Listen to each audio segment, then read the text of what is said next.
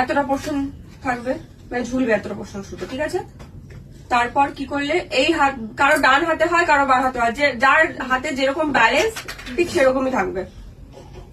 1 পাক, 2 পাক, 3 পাক, 4 পাক, 5 পাক, 6 পাক, 7 থেমে যাবে।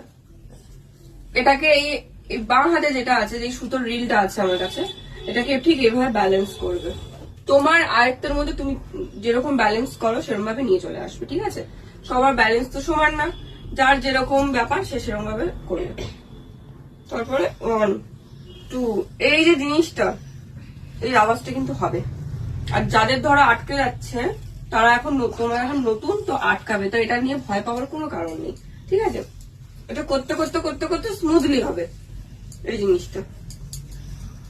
আটকে যাচ্ছে। বুঝতে পেরেছো?